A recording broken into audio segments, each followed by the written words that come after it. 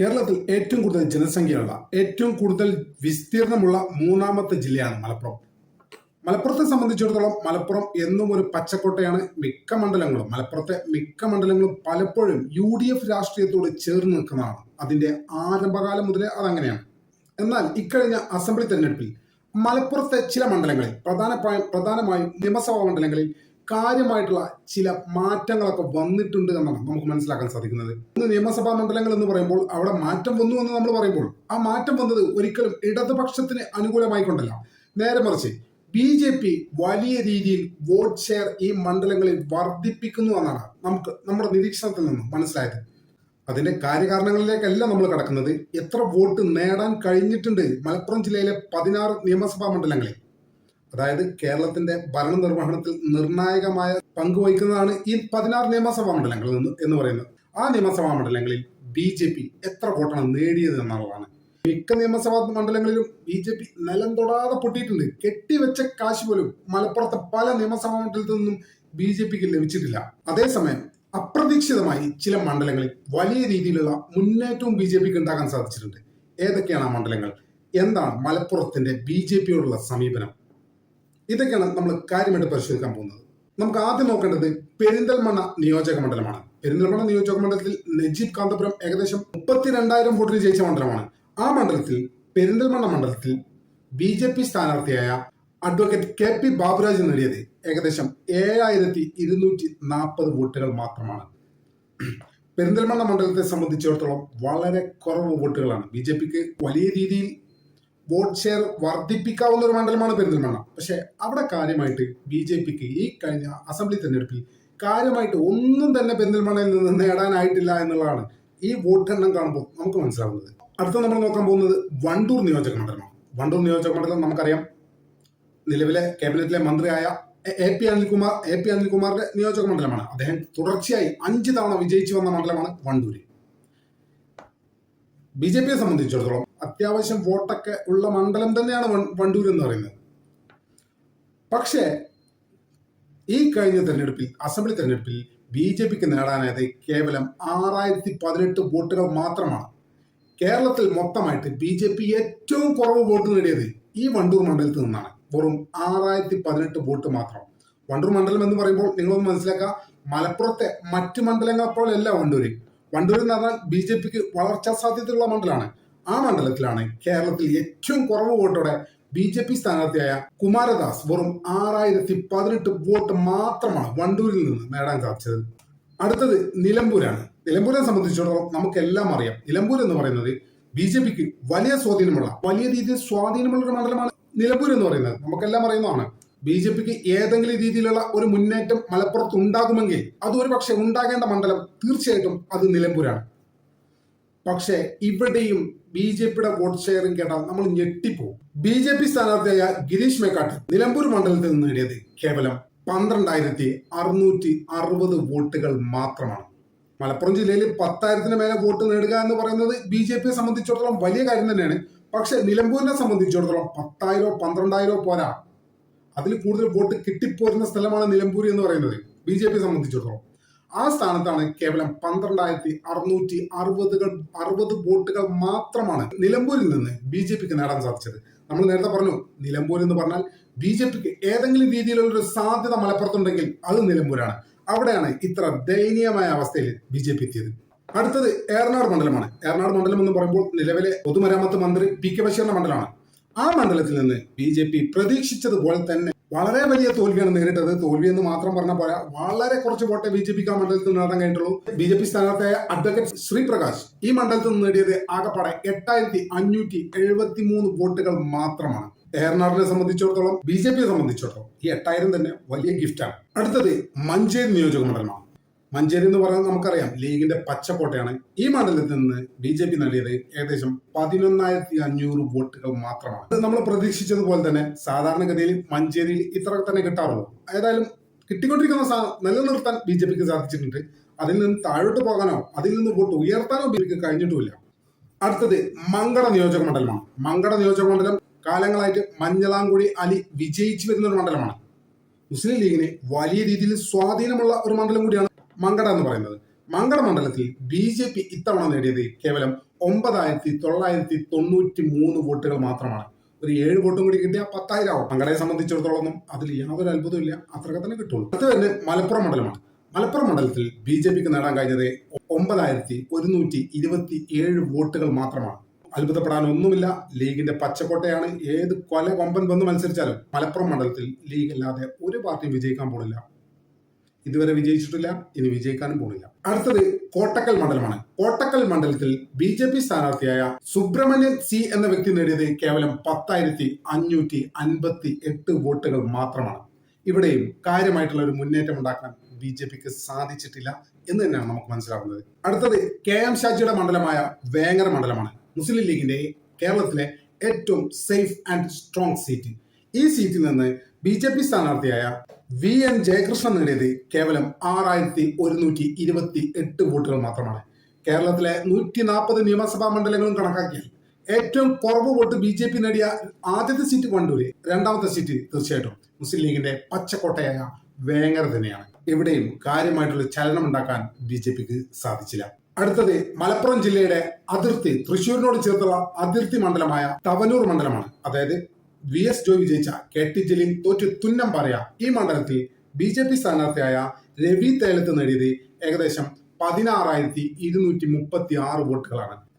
അല്പമെങ്കിലും BJP നില മെച്ചപ്പെടുത്തിയത് തവനൂരാണെന്ന് പറയാം. നമ്മൾ ഇതുവരെ പരിശോധിച്ചത് തവനൂര് സാധാരണഗതിയിൽ 13,000 14,000 ഒക്കെ കിട്ടിപ്പോലാണ്. എന്തായാലും ഇപ്രാവശ്യം 2,000 വോട്ട് വർദ്ധിപ്പിച്ച് 16,000 എത്താൻ BJPക്ക് സാധിച്ചിട്ടുണ്ട്. തവനൂരിനെ സംബന്ധിച്ചിടത്തോളം BJPക്ക് ചെറിയൊരു മുന്നേറ്റം ഉണ്ടായിട്ടുണ്ട് എന്നുള്ളത് ഒരു വസ്തുതയാണ്. അടുത്തത് പൊന്നാനി മണ്ഡലമാണ്. പൊന്നാനി മണ്ഡലം എന്ന് നമുക്കറിയാം CPMന്റെ കുത്തക സീറ്റ് കോൺഗ്രസ് ഔഷാദ് അലി എന്ന കരുത്തനായ സ്ഥാനാർത്ഥിയിലൂടെ കോൺഗ്രസ് തിരിച്ചുപിടിച്ച മണ്ഡലമാണ്. ഈ മണ്ഡലത്തിൽ BJPക്ക് ലഭിച്ചത് 10,218 വോട്ടുകൾ മാത്രമാണ്. പൊന്നാനിയെ സംബന്ധിച്ചിടത്തോളം കാര്യമായിട്ടുള്ള ഒരു വോട്ട് വർധനയൊന്നും BJPക്ക് നേടാൻ സാധിച്ചിട്ടില്ല എന്ന് തന്നെയാണ് മുൻകാലങ്ങളിലെ കണക്കുകൾ വെച്ച് പരിശോധിക്കുമ്പോൾ ഇത്തവണത്തെ വോട്ടിന്റെ കണക്കിൽ നമുക്ക് മനസ്സിലാവുന്നത്. അടുത്തത് താനൂർ നിയോജക മണ്ഡലമാണ്. ഞാൻ വ്യക്തിപരമായിട്ട് BJPക്ക് ഏറ്റവും കൂടുതൽ വോട്ടുകൾ ലഭിക്കുക ഈ മണ്ഡലത്തിൽ നിന്നാവുമെന്നാണ് ഞാൻ പ്രതീക്ഷിച്ചത്. പക്ഷെ എന്റെ പ്രതീക്ഷകളെ അസ്ഥാനത്താക്കിക്കൊണ്ട് BJP സ്ഥാനാർത്ഥിയായ ശോഭ പുഴക്കൽ ഈ മണ്ഡലത്തിൽ നിന്ന് നേടിയത് കേവലം 10,368 വോട്ടുകൾ മാത്രമാണ്. താനൂർ എന്ന് പറയുമ്പോൾ നിങ്ങൾ മനസ്സിലാക്കുക, മലപ്പുറം ജില്ലയിലെ BJPയുടെ കാവിക്കോട്ടയാണ് താനൂർ നഗരസഭയിൽ 3 or 4 സീറ്റുകളുണ്ട് BJPക്ക്. അത്രയേറെ BJP രാഷ്ട്രീയം ശക്തമായി വളർന്ന ഒരു സ്ഥലമാണ് മലപ്പുറം ജില്ലയെ സംബന്ധിച്ചിടത്തോളം താനൂർ എന്ന് പറയുന്നത്. അതുകൊണ്ട് തന്നെയാണ് നമ്മളെപ്പോലുള്ള ആളുകൾ താനൂരിൽ വലിയ രീതിയിലുള്ള ഒരു മുന്നേറ്റം BJP ഉണ്ടാക്കുന്നു പ്രതീക്ഷിച്ചത്. പക്ഷേ താനൂരിലെ ജനങ്ങൾ വളരെ ജാഗ്രതരായിരുന്നു. അതുകൊണ്ട് തന്നെ BJP സ്ഥാനാർത്ഥിക്ക് അവിടെ ലഭിച്ചത് വെറും 10,000 ചില്ലാനും വോട്ടുകൾ മാത്രമാണ്. താനൂരിനെ സംബന്ധിച്ചിടത്തോളം 10,000 ചില്ലാനും വോട്ടുകളൊന്നും BJPക്ക് കിട്ടിയാൽ പോരാ. പക്ഷെ നിർഭാഗ്യം എന്ന് പറയട്ടെ, അതിനെ വകുപ്പുള്ളൂ ഈ തെരഞ്ഞെടുപ്പിൽ. എന്തായാലും ഞാൻ ഒരുപാട് പ്രതീക്ഷിച്ച BJPയെ സംബന്ധിച്ചിടത്തോളം വലിയ മുന്നേറ്റം ഉണ്ടാക്കുമെന്ന് ഞാൻ കരുതിയിരുന്ന ഒരു മണ്ഡലമാണ് താനൂർ. അവിടെ ഒന്നും സാധിച്ചിട്ടില്ല എന്നുള്ളതാണ് വാസ്തവം. അടുത്തത് തിരൂർ മണ്ഡലമാണ്. തിരൂർ മണ്ഡലം ഒന്നും നോക്കാനില്ല, BJPയെ സംബന്ധിച്ചിടത്തോളം ഒന്നും നോക്കാനില്ലാത്ത മണ്ഡലമാണ്. കേവലം BJPക്ക് വേണ്ടി K നാരായണ മാസ്റ്ററാണ് ഈ മണ്ഡലത്തിൽ നിന്ന് മത്സരിച്ചത്. അദ്ദേഹത്തിന് ആകെ ലഭിച്ചത് 8,634 വോട്ടുകൾ മാത്രമാണ്. 10,000 പോലും തിരൂരിൽ നിന്ന് നേടാൻ സാധിച്ചില്ല എന്നുള്ളതാണ് ഒരു വസ്തുത. അടുത്തത് തിരൂരങ്ങാടിയാണ്. തിരൂരങ്ങാടിയിൽ ചെറിയ രീതിയിലുള്ള മുന്നേറ്റം BJP ഉണ്ടാക്കിയിട്ടുണ്ട്. ചെറിയ രീതിയിൽ മുന്നേറ്റം എന്ന് പറയുമ്പോൾ കേവലം 600, 700, 1000 വോട്ട് BJP വർദ്ധിപ്പിച്ചിട്ടുണ്ട്. തിരൂരങ്ങാടിയിൽ BJPക്ക് വേണ്ടി മത്സരിച്ചത് റിജു C രാഘവ് എന്ന ആളായിരുന്നു. അദ്ദേഹം നേടിയത് ഏകദേശം 11,497 വോട്ടുകൾ മാത്രമാണ്. തിരൂരങ്ങാടിയെ സംബന്ധിച്ചിടത്തോളം BJPയെ സംബന്ധിച്ചിടത്തോളം വോട്ട് അവർ തിരൂരങ്ങാടി മണ്ഡലത്തിൽ വർദ്ധിപ്പിച്ചിട്ടുണ്ട്. പക്ഷെ വളരെ കുറവാണ്. 1,000-500 ഇടക്കുള്ള വോട്ടുകൾ മാത്രമാണ് തിരൂരങ്ങാടിയിൽ BJPക്ക് വർദ്ധിപ്പിക്കാൻ സാധിച്ചത്. അടുത്തത് വള്ളിക്കുന്നാണ്. താനൂര് കഴിഞ്ഞാൽ, നിലമ്പൂര് കഴിഞ്ഞാൽ BJPക്ക് ഏറ്റവും കൂടുതൽ വേരുകളുള്ള, ഏറ്റവും കൂടുതൽ പ്രവർത്തകരുള്ള, ഏറ്റവും ശക്തമായി പ്രവർത്തനം നടത്തുന്ന മലപ്പുറം ജില്ലയിലെ മണ്ഡലമാണ് വള്ളിക്കുന്ന്. ഈ മണ്ഡലത്തിൽ BJPയുടെ പ്രേമൻ മാസ്റ്റർ എന്ന സ്ഥാനാർത്ഥി നേടിയത് ഏകദേശം 23,283 വോട്ടുകളാണ്. BJPയെ സംബന്ധിച്ചിടത്തോളം മലപ്പുറത്തെ ഏറ്റവും നല്ല പെർഫോമൻസ് ഉണ്ടായത് വള്ളിക്കുന്ന് മണ്ഡലത്തിൽ നിന്നാണ്. വള്ളിക്കുന്ന് എന്ന് പറയുമ്പോൾ നമ്മൾ കാര്യം മനസ്സിലാക്കുക, മലപ്പുറത്തെ അതിർത്തി മണ്ഡലമാണ്. അതായത് കോഴിക്കോടിനോട് ചേർന്ന് കിടക്കുന്ന ഒരു മണ്ഡലമാണ് വള്ളിക്കുന്ന്. ആ മണ്ഡലത്തിൽ വലിയ രീതിയിലുള്ള ഒരു മുന്നേറ്റം BJPക്ക് ഉണ്ടാക്കാൻ സാധിച്ചിട്ടുണ്ട് എന്നുള്ള വസ്തുതയാണ്. എത്ര വലിയ മുന്നേറ്റം ഉണ്ടാക്കിയാലും വള്ളിക്കുന്ന് എന്ന് പറയുന്നത് ലീഗിന്റെ പച്ചക്കോട്ട തന്നെയാണ്, അതിലൊരു സംശയമില്ല. പക്ഷെ BJP അവിടെ വലിയ മുന്നേറ്റം ഉണ്ടാക്കിയിട്ടുണ്ട്, അത് വസ്തുതയാണ്, സമ്മതിക്കുന്നു. വ്യക്തിപരമായിട്ട് എന്നെ ഏറെ ഞെട്ടിച്ചൊരു മണ്ഡലമാണ് കൊണ്ടോട്ടി മണ്ഡലം എന്ന് പറയുന്നത്. നമുക്കറിയാം, കൊണ്ടോട്ടി മണ്ഡലം എന്ന് പറയുന്നത് മുസ്ലിം ലീഗിന്റെ ഒരു പച്ചക്കോട്ടയാണ്. മണ്ഡലം ഫംഗ്ഷൻ ചെയ്ത അന്നു മുതൽ ഇന്നിതാ ഈ 2026 വരെ ഈ മണ്ഡലത്തിൽ ലീഗ് അല്ലാതെ ഒരാളും ജയിച്ചിട്ടില്ല. ഒരാളെയും ജയിക്കാൻ കൊണ്ടോട്ടിക്കാർ സമ്മതിച്ചിട്ടില്ല. എല്ലാ അർത്ഥത്തിലും ലീഗിന്റെ സുരക്ഷിതമായ ഉറപ്പുള്ള ഒരു മണ്ഡലമാണ് കൊണ്ടോട്ടി. പക്ഷെ BJPയെ സംബന്ധിച്ചിടത്തോളം കൊണ്ടോട്ടി സീറ്റിൽ അവർ ഞെട്ടിച്ചു എന്ന് തന്നെ നമുക്ക് പറയാൻ സാധിക്കും. കാരണം സാധാരണഗതിയിൽ കൊണ്ടോട്ടി സീറ്റിൽ കിട്ടിയവരിൽ 6000, 8000, 10000 ഇത്ര 10,000-ന് മുകളിൽ സാധാരണഗതിയിൽ പോകാറില്ല. എന്നാൽ ഇത്തവണ BJP കൊണ്ടോട്ടി മണ്ഡലത്തിൽ നിന്ന് നേടിയത് ഏകദേശം 15,000 വോട്ടുകളാണ്. വ്യക്തിപരമായിട്ട് എന്നെ സംബന്ധിച്ചിടത്തോളം വളരെ വലിയ ഒരു അത്ഭുതം ഉണ്ടാക്കിയ കേസാണത്. അത്ഭുതം ഉണ്ടാക്കിയ സംഭവമാണത്. കൊണ്ടോട്ടി മണ്ഡലത്തിൽ BJP 15,000 വോട്ട് നേടുക എന്ന് പറയുന്നത് അതൊരു ചെറിയ കാര്യമല്ല. വ്യക്തിപരമായിട്ടുള്ള എന്റെ നിരീക്ഷണത്തിൽ നിന്ന് ഞാൻ മനസ്സിലാക്കിയത് കൊണ്ടോട്ടി മണ്ഡലത്തിൽ അപ്രതീക്ഷിതമായ ഒരു മുന്നേറ്റം തന്നെയാണ്, വലിയ രീതിയിലുള്ള മുന്നേറ്റം തന്നെയാണ് BJP ഉണ്ടാക്കിയിരിക്കുന്നത്. മണ്ഡലത്തിലെ വോട്ട് ഷെയറിംഗ് വെച്ച് നോക്കുമ്പോൾ 8,000, 7,000 ഒക്കെ കിട്ടിക്കൊണ്ടിരുന്ന കൊണ്ടോട്ടി മണ്ഡലത്തിൽ ഏകദേശം ഇരട്ടിയാക്കി 15,000-ൽ എത്തിയെങ്കിൽ അത് വലിയ മുന്നേറ്റം തന്നെയാണ്, സമ്മതിക്കാതിരിക്കാൻ ഒരു തരവുമില്ല.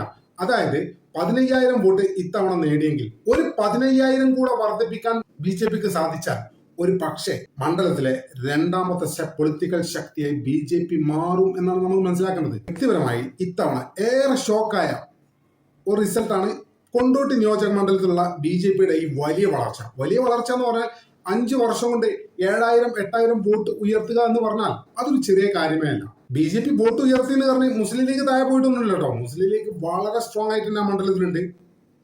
വലിയ വിജയമാണ് ഇത്തവണ അവിടെ നിന്ന് TP അഷ്റഫിൽ ഏകദേശം 56,000 വോട്ടിനാണ് ജയിച്ചത്. കൊണ്ടോട്ടി എന്ന് പറയുമ്പോൾ കോഴിക്കോടിനോട് ചേർന്ന് കിടക്കുന്ന ഒരു മണ്ഡലമാണ്. ഈ മണ്ഡലത്തിൽ വലിയ രീതിയിലുള്ള മുന്നേറ്റമാണ് BJPയെ സംബന്ധിച്ചിടത്തോളം. 15,000 വോട്ട് കൊണ്ടോട്ടി മണ്ഡലത്തിൽ നിന്ന് BJPക്ക് കിട്ടുക എന്ന് പറഞ്ഞാൽ അതൊരിക്കലും ഒരു നിസ്സാര കാര്യമല്ല. വലിയ രീതിയിലൊരു മുന്നേറ്റം BJP കൊണ്ടോട്ടിയിൽ ഉണ്ടാക്കിയിട്ടുണ്ട് എന്നുള്ളതാണ് ഒരു വസ്തുത. അപ്പൊ പൊതുവെ ആളുകൾ ചോദിക്കാൻ സാധ്യതയുള്ള ഒരു കാര്യമാണ്, 15,000 വോട്ട് കിട്ടിയോ ഇത്ര വലിയ സംഭവം? കൊണ്ടോട്ടിയെ സംബന്ധിച്ചിടത്തോളം 15,000 വോട്ട് BJP നേടുക എന്ന് പറഞ്ഞാൽ അത് വലിയ സംഭവം തന്നെയാണ്, ഒരു സംശയമില്ല. ആ മണ്ഡലത്തിൽ ജീവിക്കുന്ന മണ്ഡലവുമായി ബന്ധപ്പെട്ട് നിൽക്കുന്ന ആളുകൾ നിങ്ങളൊന്ന് അന്വേഷിച്ച് നോക്കൂ. 15,000 വോട്ട് കൊണ്ടോട്ടിയിൽ നിന്ന് BJP നേടിയെന്ന് പറയുമ്പോൾ അത് അത്ര നിസ്സാര കാര്യമല്ല. 6,000, 7,000 കിട്ടിക്കൊണ്ടിരുന്ന മണ്ഡലമാണെന്ന് ഓർക്കണം. ആ മണ്ഡലത്തിലാണ് വോട്ട് ഡബിളായിട്ട് വർദ്ധിപ്പിച്ചത്. ഞാൻ മനസ്സിലാക്കുന്ന ഒരു കാര്യം എന്താ വെച്ചാൽ, ഈ മാറാട് വിഷയമൊക്കെ ഈ തെരഞ്ഞെടുപ്പ് സമയത്ത് ചർച്ചയായിരുന്നല്ലോ. ഈ മാറാട് എന്ന് പറഞ്ഞാൽ ഈ ബേപ്പൂർ മണ്ഡലത്തിൽപ്പെട്ട ഒരു സ്ഥലമാണ്. അതായത് ഈ കൊണ്ടോട്ടി നിയോജക മണ്ഡലത്തിന്റെ തൊട്ടപ്പുറത്തെ സ്ഥലമാണ്. അപ്പൊ മാറാട് വിഷയമൊക്കെ ചർച്ച ചെയ്യുമ്പോൾ അത് സ്വാഭാവികമായിട്ടും ഈ മണ്ഡലങ്ങളിലൊക്കെ ബാധിക്കും. ഇപ്പൊ കൊണ്ടോട്ടിയിലും വള്ളിക്കുന്നിലൊക്കെ നമ്മൾ കാണുന്ന ഈ ഒരു ബാധിക്കൽ തന്നെയാണ്. അതിന്റെ എഫക്റ്റ് ഒക്കെ ഒരു പക്ഷേ ഉണ്ടായിട്ടുണ്ടാവാം, നമുക്ക് ഉറപ്പൊന്നുമില്ല, ഉണ്ടായിട്ടുണ്ടാവാം. അല്ലാതെ എങ്ങനെയാണ് ഇത്ര വലിയൊരു വളർച്ച? കൊണ്ടോട്ടിയെ സംബന്ധിച്ചിടത്തോളം 15,000 വോട്ടൊക്കെ BJP നേടുക എന്ന് പറഞ്ഞാൽ അതൊരു ചെറിയ കാര്യമേ ഇല്ല. എന്തായാലും അവസാനമായി നമ്മൾ പരിശോധിക്കുമ്പോൾ മനസ്സിലാവുന്നത് മലപ്പുറം ജില്ലയിൽ BJP ഒരു മുന്നേറ്റം ഉണ്ടാക്കിയിട്ടില്ല. പക്ഷെ വള്ളിക്കുന്ന്, കൊണ്ടോട്ടി പോലുള്ള കോഴിക്കോടിനോട് ചേർന്ന് കിടക്കുന്ന ഈ 2 മണ്ഡലങ്ങൾ വലിയ രീതിയിലുള്ള വളർച്ച BJP രേഖപ്പെടുത്തിയിട്ടുണ്ട്. അത് എത്തരത്തിലാണ് വന്ന് ഭവിക്കുക എന്നൊക്കെ നമ്മൾ കണ്ടറിയേണ്ട കാര്യമാണ്. എന്തായാലും ഞാൻ വിചാരിക്കുന്നില്ല വള്ളിക്കുന്ന്, കൊണ്ടോട്ടി പോലുള്ള ഒരു പച്ചക്കോട്ട തകർക്കാൻ മാത്രമൊക്കെ വലിയ വളർച്ച അടുത്ത പ്രാവശ്യം BJP നേടുമെന്നൊന്നും ഞാൻ വിചാരിക്കുന്നില്ല. എന്തായാലും അവർ വോട്ട് ഷെയറിംഗ് ഡബിളായിട്ട് വർദ്ധിപ്പിച്ചിട്ടുണ്ട്, അത് അത്ഭുതപ്പെടുത്തുന്ന കാര്യം തന്നെയാണ്. പക്ഷെ എങ്കിൽ പോലും പച്ചക്കോട്ട തകർക്കാൻ അതൊന്നും പോരാ എന്നുള്ളതാണ് നിലവിലെ സാഹചര്യത്തിൽ മനസ്സിലാവുന്നത്. നമ്മുടെ ചാനൽ ഇതുവരെ സബ്സ്ക്രൈബ് ചെയ്തിട്ടില്ലാത്തവർ ഇപ്പോൾ തന്നെ സബ്സ്ക്രൈബ് ചെയ്ത് പിന്തുണ തരണമെന്ന് വളരെ വിനീതമായി അഭ്യർത്ഥിക്കുന്നു. മറ്റൊരു വീഡിയോയുമായി ഒട്ടും വേഗം തന്നെ കാണാമെന്ന പ്രതീക്ഷയോടെ തൽക്കാലത്തേക്ക് ഇവിടെ പറയുന്നു.